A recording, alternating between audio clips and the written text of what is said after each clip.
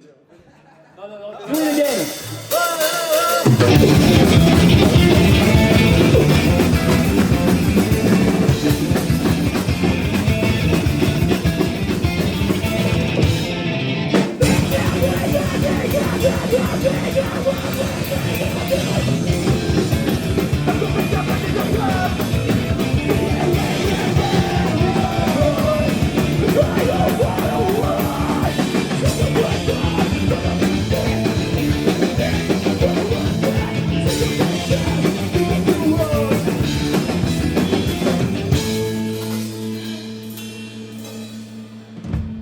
Leave me alone! Hello. Okay. Is it on? Is it on? Yeah. We're good. Cool. So, hello. Welcome, JODIE FASTER. Hi, guys. Hello. Day 2 of Manchester Punk Festival. You guys, guys had your set about an hour ago. How did it go? Well, it went pretty well, I guess, for a 2 p.m. set. Yeah. Because it's like we're not used to play that early, and we managed somehow not to get too drunk in Newport last night. So Yeah. it kind of went okay, yeah. you know. So Sick. And you guys have been doing a few shows before this in Britain, and you had like one in Newport yesterday, and you've had a couple before that. How have they been going? Yeah, it's been very good, really. Yeah. We see again some really good friend like Rash Decision, and it was pretty cool. And it was the first time we played in Cornwall, so Is it? Yeah. it's cool. so nice Yeah. people. Yeah. It was cool, really. Cornwall's beautiful as well. Yeah. Very pretty. definitely. Yeah, very pretty. And also, you have a upcoming tour on Europe, and you guys just look like you're really busy and that you're really enjoying yourselves. Like, where are you going on this tour? Well, we actually kind of. It's not like a proper tour because it's the next round of gig we're doing in Europe is going to Wien in Austria. Okay. But it's like such a long way from where we live that we kind of had to put some gigs on the way. So we're playing in Germany, but I don't remember the names of the location. Karlsruhe, München, then Vienna, and then we are still looking for a place to come back on the June the 18th. Okay. Yeah, if anyone knows it. Yeah, if you book shows between Vienna and Lille, ja, wir brauchen euch. Then Yeah. No, that's cool though. Like, but it's I assume that since Brexit and everything like that, that it's been a little bit more difficult to. Well, actually, it kind of was easy on this run of gig because we just arrived at the customs and we literally opened the trunk and they were like, "Oh, you're a band," and we're like, "Yeah," because there was no point in denying it, and they just went like, "All right, have a good gig." What? Oh, really? No way. Cool. Yeah, you know. That is But mad. that's because I look really gentle, I guess. Yeah, of course. Very nice face. That's what it is. Yeah, but I assume that there's a lot of extra kind of visas and stuff in place that you need to use, or is that? Actually, really been not. okay? We just went for it with our passports, and that was it. And really, I think they're pretty looking for like drug dealing or human trafficking, and that's about it. And or maybe it's just that they don't care about DIY band because it's not like we're making a big difference in the UK economy anyway. Yeah. But well, Brexit is still shit though, you know. Yeah. Well, I think. Yeah. I think the bigger the band, the bigger the problem, you know. Yeah. So Yeah. since we're shit. My God, fucking DIY bands, you're so self-deprecating, it's ridiculous. Like, we were chatting with Simon and Zoe before from Casual Nausea, and they were like, even when we put practice in, we're only mediocre. And then the crowd that they had, it was just immense. Like, it's just beautiful to see. Well, but the thing is, Casual Nausea is actually lying, Yeah, and we are No. 100% honest. right, whatever. We're moving on from this, because they said the same thing about you guys. So this is just, it's so lovely and heartwarming, but it's, yeah, so funny. I also kind of wanted to like touch on a little bit about what the culture in punk is like in France and how that kind of differs to the UK, the DIY scene there. Well, there would. How long do you have?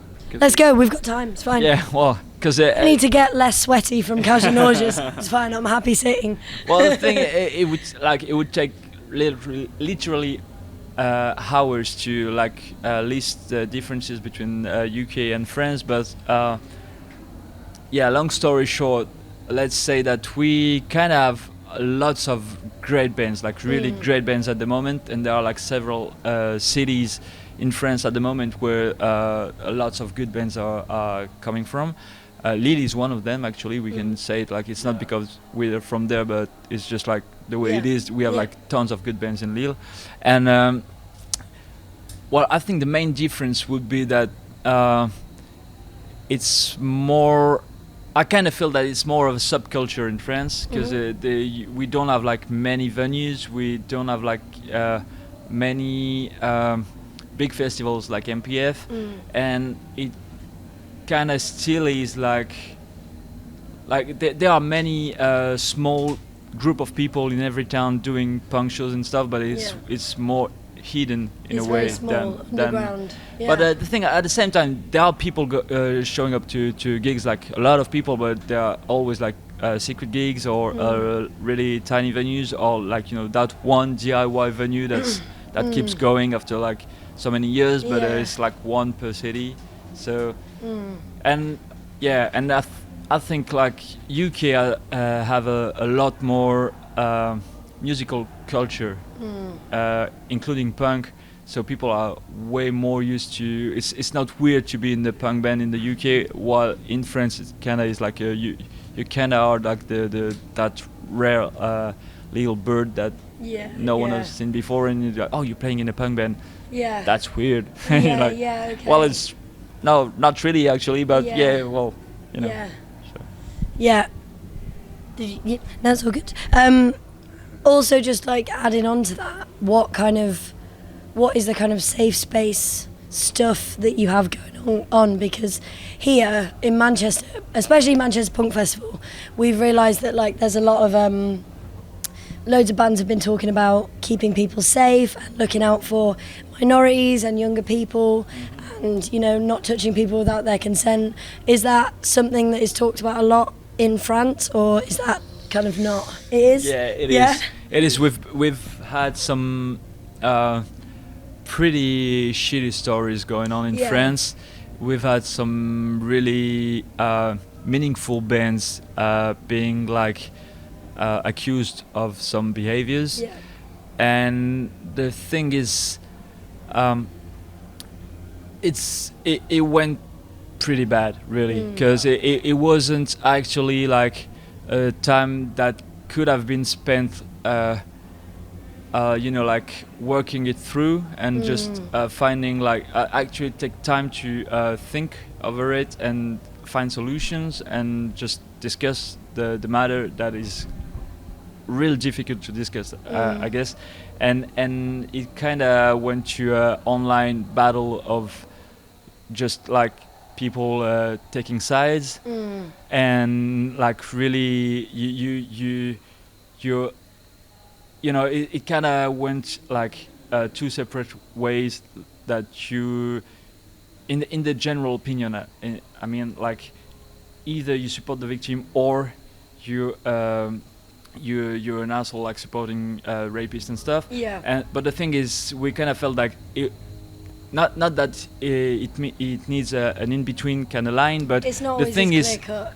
it's these are really hard subjects Yeah. to apprehend and to comprehend, and it's like it needs like a lot of discussion and a lot of thinking and a lot of general kind of care about people, and it kind of that discussion was shut down right away because it kind of, well, at the same time, this subject is so epidemic that it's only natural that it went that way. But it's kind of a shame though that we cannot like took this as a community, took these shitty stories and work it out like to get better understanding of these matters. So it was a bad time in France, like but at the same time think is things are like going to a better way, I guess, in the sense that there are many more women and non-binary people and people of color like actually playing punk music, and they get vocal about it, and that's probably the best thing that can happen, because you cannot like it need those people to speak up for the others to actually understand what's going on and realize how shitty your behavior can be. Yeah, exactly. And like, I think, yeah. That was No, well done. Like, it's good to talk about these things, and but I kind of feel though that the UK scene is like way more open-minded to actually find solutions than what we have in France. Okay. Like, yeah, really. Yeah. Okay, yeah. And I think it's important, as well as giving a platform to minorities, people of colour, women, non-binary people, that it's also super important that those that have white privilege, male privilege, whatever, also are allies and support people, because it can become an us and them situation. And I think it's just been beautiful at MPF seeing so many different types of people just kind of fucking shouting and being angry and kind about the right things. Well, And you know, the thing is, it's what was really a shame in France was that there were so many people that agreed on most of it, that just called each other names, like, and went into a online war about who was right or not. And the thing is, to us, it's like it's probably not our place to actually explain people what should be done. But at the same time, we kind of saw like as soon as women or non-binary people having like a different thinking of one situation, and we saw those people like getting really not well treated online for not thinking of a way, and you were like, you know, these are actually women speaking, and it should probably be okay for them to disagree, and or at least like don't think the same way, and that should be like a source of discussion and a source of like thinking differently, and it wasn't, and that's when we kind of stepped in and said like, this is probably not okay to have like to go at people just for having a different opinion, while assuming that everyone was obviously again macho behaviors and stuff, but it's like we're on the same side and we need to work this through together and not like take sides like we did in France. So well, anyway, I'm rambling about. No, it's important issues that need to be talked about, and like that's why we bring it up. I think as well, like when the online world gets involved, it's so accessible to everyone and it's so black and white. There's been a lot of stuff like that in the punk scene in Britain. As lovely as it is, there's still a lot of work that needs to be done, and there's a lot of like demonisation of the people that aren't actually involved. And it's like, well, the issue is this subject matter of assaults, gender inequality, whatever. It isn't whose side is who, and that's what I think a lot of the online stuff brings into that, because everyone's like, oh well, they said this and here's the proof, and it's ridiculous, and it's like it takes away from the actual subject matter. So well, and the thing is, it won't go away without education, actually, and you cannot expect someone that has believed something for so long to change suddenly, unless you kind of explain or kind of like just show how arguments can be wrong, because you can have arguments and those arguments can be shitty, and you kind of need to like explain those people why these arguments are shitty, and not just call them names because they just don't understand. And it's like, it's been like really a tough and sad times, where people actually ripped each other apart for not thinking the same way, and pretty quickly the actual interest of the victims got lost. Yeah. And Exactly. that is like, and it Yeah. ended up in like people calling women names online, and you were like, dude, how could Yeah. you call yourself a feminist Yeah. if you're actually like explaining a woman that she's not thinking the right way? Yeah. That is And so fucked up, yeah, calling her names and stuff. It's just and it's Yeah. it won't do any good anyway. So Yeah. just well, But you guys talking about this is a really important statement to make. Like, you know, I think, and talking it's about not it. the easiest to make. No, exactly. We've been under a lot of hatred Yeah. because of that, and we kind of went for it anyway because it kind of felt right. But at the same time, we'll probably never take a stand on that subject anymore because it's been like way too hard to handle, and way too. We tried to have a conversation Yeah. that just didn't happen. Yeah.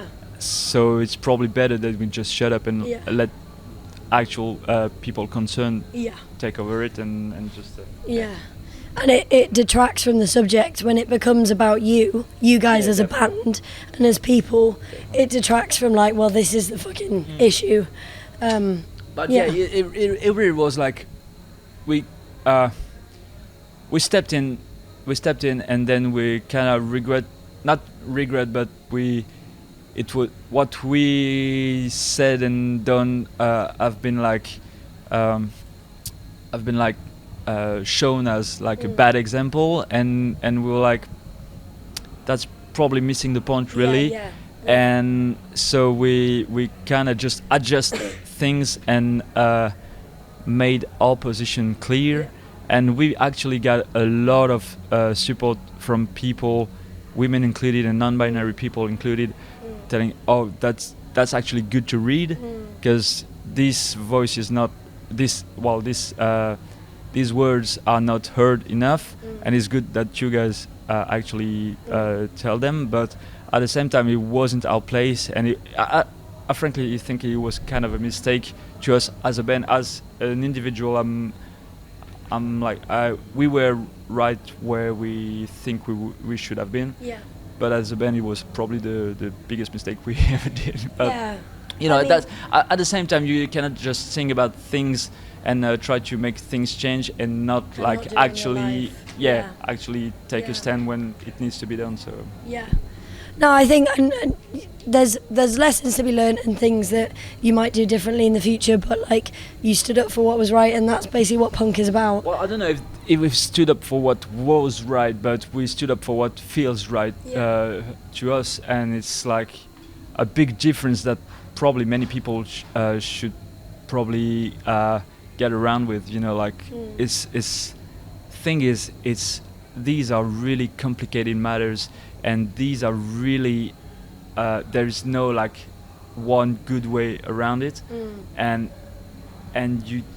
it's okay to actually allow people to like experience those stories differently, and there is no good way to just try to convince people on those matters, because this is like such a structural problem that it needs to be addressed with a lot of care and a lot of understanding that people are not at the same place in their lives, and it's just like so hard to actually like, you know, there is no dictatorship kind of way to do it. You know, it won't work like that. It's like, Yeah. I might stop talking about That's that. okay. That's fine. Have you seen we were there or not at all? Yeah, sorry about that. We'll bring it back. No, these are important things to talk about. It's totally fine. But like what I think has been really lovely at Manchester Punk Festival is there's been such an overarching theme of looking out for each other, the sense of community, and like the whatever issues that become big, if you stop them at the start, at, you know, catcalling, at casual sexism, racism, you know, small accepted forms of discrimination that are accepted in our society, if you stop it there and call it out, it stops these bigger issues. And I just think that that's been brilliant. Like, loads of bands have spoken about that, and yeah, no, it's been good. It's been good. Well, the thing is, it's probably like there are a lot of stories going on in the punk scene, but that's probably only because punk community is more concerned about those subjects than the rest of society, and it's like it's happening in punk community as well and the rest of society, but it's just like we kind of face those problems and not like deny it, so that's probably why.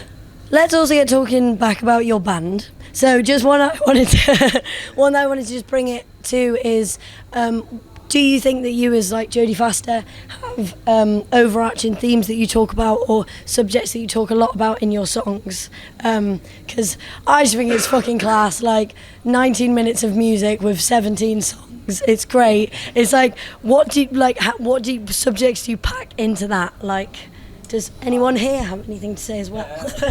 I mean, that's why we have a lot of things to do when we get interviewed. Because in 40 seconds it's complicated, especially when you have two chorus in there. So, twice the two same sentences for one song already. 40 seconds. That's complicated. And then, what do you have to say? Well, it's quite a hard exercise to like actually pack the whole thing in a 45-second song. But it's also like a really good way to like restrain yourself and force yourself to actually like find the better words to pack the idea in such a small amount of time.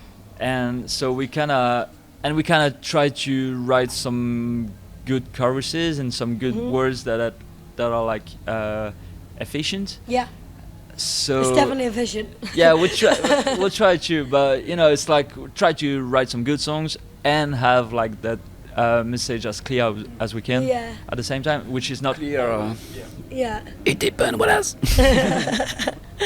Well, the lyrics are clear. The delivering is not always as clear. But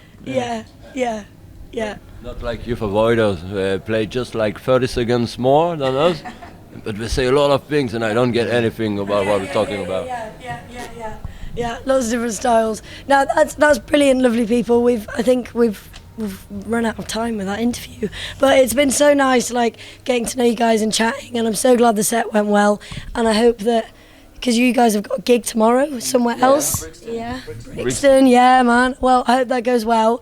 And are you guys sticking around for the festival today, or are you going? We have like so many bands to see today, and well. Anyway. Any you want to plug, promote? Any bands you want to see?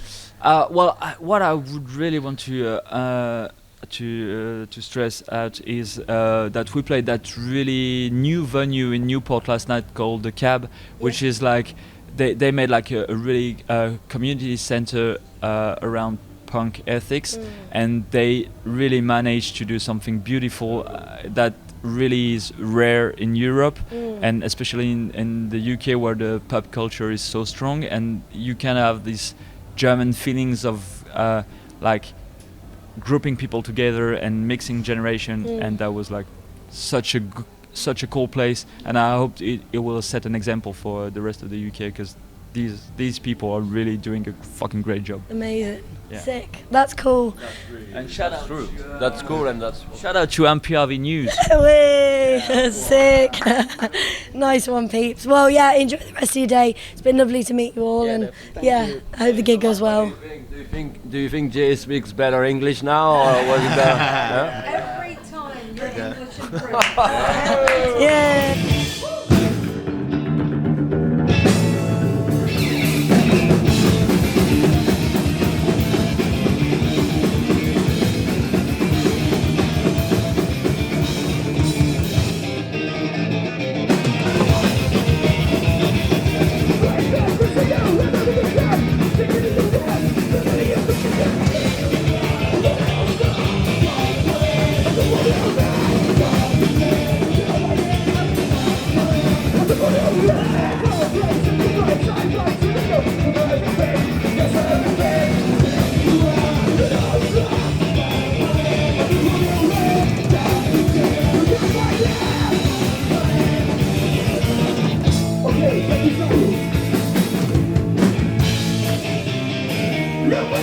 We're